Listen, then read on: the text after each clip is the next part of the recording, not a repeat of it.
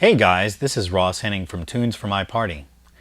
I wanted to do another little video for you on speaker cables. I thought that there might be some that have a little trouble with the Speakon connectors, and I thought I would go into that. Now I had some cables that had a banana lug connector on one end and a Speakon connector on the other end. And so what I did was I removed the banana plug connector from this end and went ahead and cut the connectors flat so that I could show you exactly how this process would work if you were starting with bare wire. So I've got my Nutric Speakon connector. Nutric's the brand. There'll be other brands out there. The Nutric seems to be about the best there is. This particular one's a 4-conductor connector. I generally use the 4-conductor connectors because they seem to be a little better built. They hold up a little better. At least the ones I've seen, they have a metal release on them, where the 2-conductor ones have like a little plastic ring instead of this metal release. So I prefer to use these even though they cost just slightly more. So in the package there will be the actual connector itself, the screw-on cap that goes on from the back of the connector, and then a clamp that goes internally in there to hold the wire to keep it from pulling out of the connector. So we've got our bare wire. I typically like to take this cap and put it on first before I do anything with the wire and just kind of slide it back and out of the way. So what I'm going to do first is I need to strip off about an inch and an eighth or so of this shield, or not shield but sheath, off of this cable. So I'm going to go ahead and come back here and do this. Now just be really careful, just gradually cut into this because you don't want to cut the insulation on the wires that are inside. There we go. I just gave that a little twist, it came right off.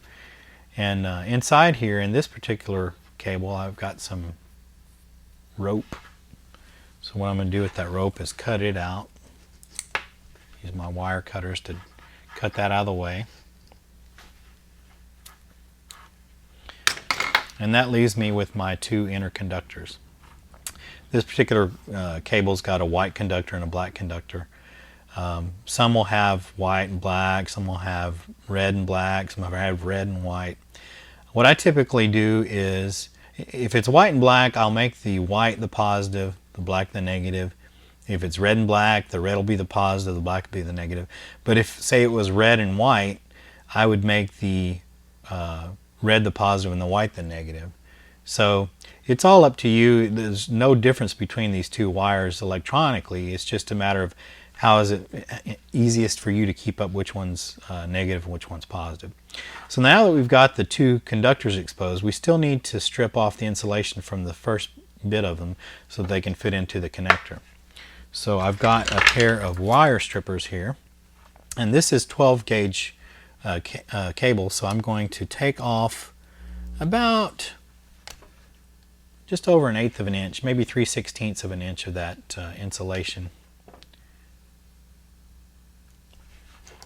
from both of those conductors. Now I've got the bare wire for both of them, and I don't tin these with solder because they tend to work better in this connector if they are just bare wire like this. I'll tend to give them a little twist just to kind of tighten the strands up, but otherwise I leave them alone. Now this particular cable's got 2 conductors, and this is a 4-conductor connector.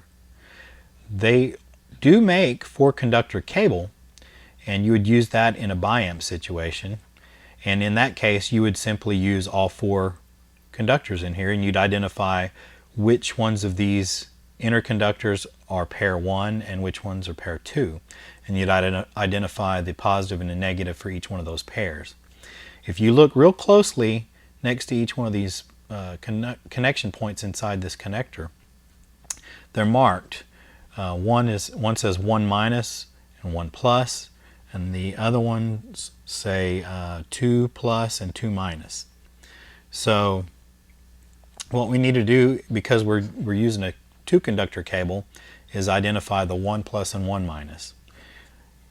Next thing we're going to do is take a screwdriver and loosen up the screws where we're going to install our cable.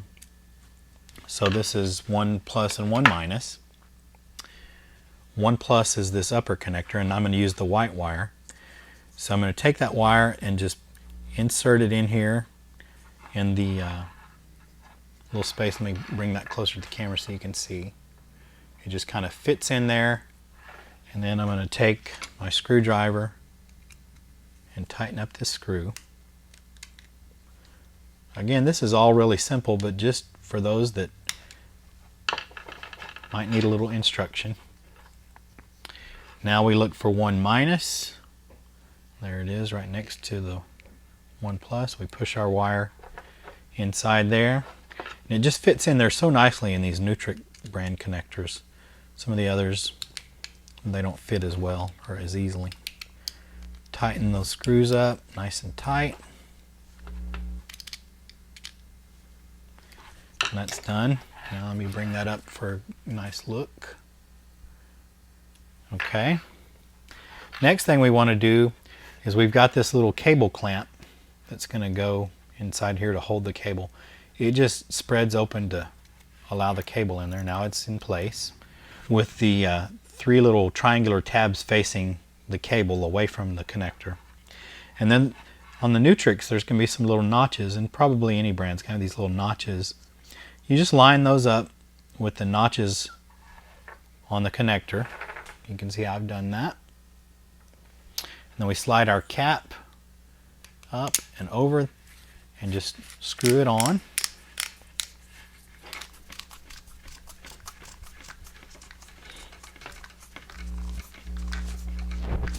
And we've got our finished cable. Now, one thing I should note, let me pull this other connector out just so you can see this. This was 12 gauge cable, and these connectors are really made for, well, with the screws they're made for 12 gauge or smaller cable. I've actually used these connectors with 10 gauge cable, but the way I did that was I took the screws all the way out, and there's some little aluminum tabs in there that when you screw the screw down, the little tab presses against the wire and squeezes it. Take those out as well, and it just leaves you with some little holes down in there where the wire goes. And if you do that with 10 gauge cable, you just solder the cables in place. It's not as easy to change a connector out, obviously, but that's the only way to get the 10 gauge cable in there. If you've got some 10 gauge cables, that's the secret behind that. So anyway, I hope that you find this video useful. Appreciate you watching, and please take a look around our site, see if there's any other videos that you might find useful. Thanks a lot.